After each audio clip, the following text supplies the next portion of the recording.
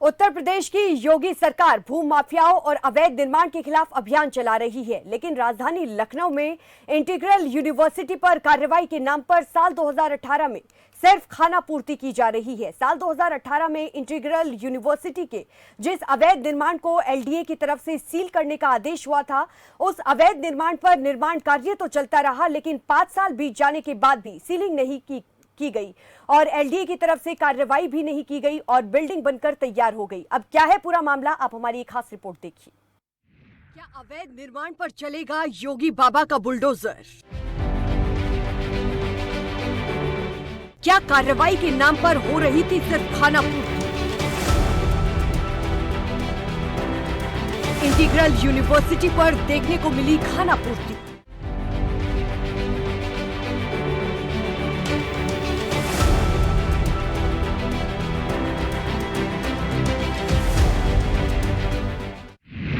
क्या है पूरा मामला?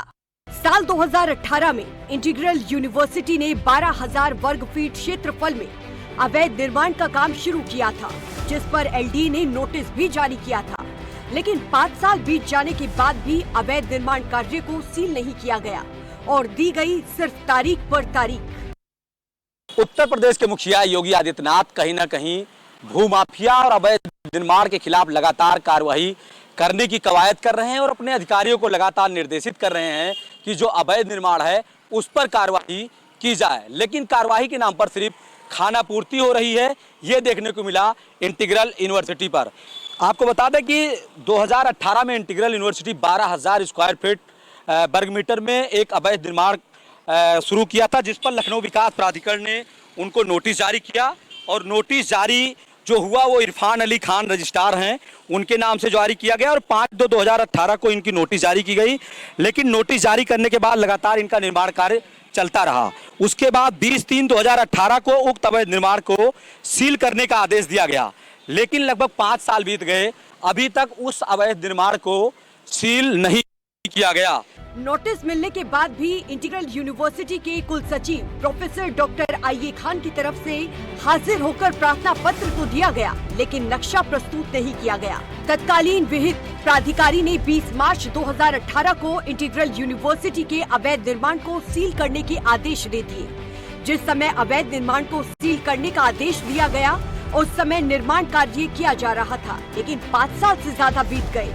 लखनऊ विकास प्राधिकरण ने अवैध निर्माण को सील करने की कार्रवाई नहीं की। अंततः लगातार जो डेट पर डेट, जैसे सनी देओल की पिक्चर है उसमें एक कहावत है कि कोर्ट में क्या मिलता है तारीख, तो लगातार तारीख पर तारीख मिलता गया।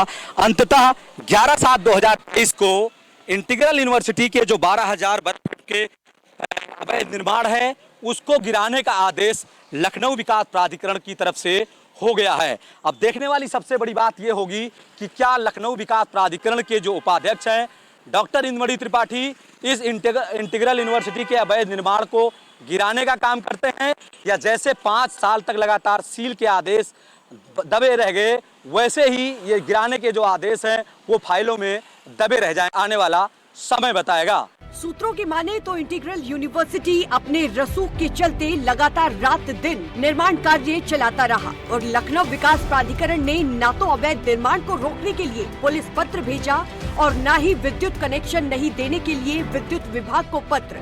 ऐसे साफ जाहिर होता है कि इंटीग्रल यूनिवर्सिटी का रसूख कितना ज्यादा है और पॉलिटिक्स में कितनी ज्यादा पकड़ है। लखनऊ की कमिश्नर रोशन जैकब और लखनऊ विकास प्राधिकरण के उपाध्यक्ष डॉक्टर इंद्रमणि त्रिपाठी लगातार भूमाफियाओं और अवैध अतिक्रमण और अवैध निर्माण के खिलाफ लगातार कार्यवाही के आदेश अपने मताहतों को देते चले आ रहे हैं, लेकिन कहीं ना कहीं भ्रष्टाचार में संलिप्त और अभियंता लगातार अवैध निर्माण को बढ़ावा दे रहे हैं। सबसे बड़ी बात है कि इंटीग्रल यूनिवर्सिटी को 2018 में ही करने का आदेश दे दिया गया था, लेकिन कहीं ना कहीं सील के आदेश धूल के फाइलों में और निर्माण कार्य इंटीग्रल यूनिवर्सिटी का लगातार जारी रहा। यहां तक कि पुलिस पत्र भेजने के लिए भी लखनऊ विकास प्राधिकरण के अधिकारी तैयार नहीं हुए और उन्होंने पुलिस पत्र तक नहीं भेजा, जबकि लखनऊ विकास प्राधिकरण के उपाध्यक्ष का साफ आदेश है कि अवैध निर्माण पर तत्काल पुलिस पत्र भेजें और विद्युत विभाग को सूचना दें कि ऐसे अवैध निर्माणों में विद्युत का कनेक्शन न दिया जाए। एलडीए ने जब इंटीग्रल यूनिवर्सिटी के अवैध निर्माण को मार्च 2018 में सील करने का आदेश दे दिया तो एलडीए के अधिकारियों से मिलकर इंटीग्रल यूनिवर्सिटी ने कंपाउंडिंग के नाम पर खेल करना शुरू कर दिया और कंपाउंडिंग शुल्क के नाम पर कुछ पैसे लखनऊ विकास प्राधिकरण में जमा कराकर लगातार अपना निर्माण कार्य चलाता रहा। लेकिन सबसे बड़ा सवाल ये है कि क्या लखनऊ विकास प्राधिकरण के अधिकारी पिछले 5 सालों में ये तय नहीं कर पाए कि इंटीग्रल यूनिवर्सिटी की तरफ से बनाए गए अवैध निर्माण कंपाउंडिंग की जद में आता है या फिर नहीं, और विद्युत विभाग को सूचना दें कि ऐसे अवैध निर्माणों में विद्युत का कनेक्शन न दिया जाए। लेकिन कहीं न कहीं इंटीग्रल यूनिवर्सिटी के ऊपर मेहरबान लखनऊ विकास प्राधिकरण इस प्रकार का कोई भी प्रत्याचार नहीं किया। हालांकि अब लखनऊ विकास प्राधिकरण जागा है और इंटीग्रल यूनिवर्सिटी के अवैध निर्माण को ध्वस्त करने का आदेश श्रद्धा चौधरी ने दे दिया है। लखनऊ विकास प्राधिकरण के अधिकारियों ने एक हद तक इंटीग्रल यूनिवर्सिटी के अवैध निर्माण को बचाने की कोशिश की, लेकिन जब मंशा साफ हो तो कार्रवाई कभी न कभी जरूरी होती है। 11 जुलाई 2023 को इंटीग्रल यूनिवर्सिटी के अवैध निर्माण को विहित प्राधिकारी एलडीए जोन 5 श्रद्धा चौधरी ने तोड़ने का आदेश दे दिया, लेकिन तब तक इंटीग्रल यूनिवर्सिटी का अवैध निर्माण बनकर तैयार हो चुका था। उसको गिराने का आदेश लखनऊ विकास प्राधिकरण की तरफ से हो गया है। अब देखने वाली सबसे बड़ी बात यह होगी कि क्या लखनऊ विकास प्राधिकरण के जो उपाध्यक्ष हैं डॉक्टर इंद्रमणि त्रिपाठी इस इंटीग्रल यूनिवर्सिटी के अवैध निर्माण को गिराने का काम करते हैं या जैसे 5 साल तक लगातार सील के आदेश दबे रह गए।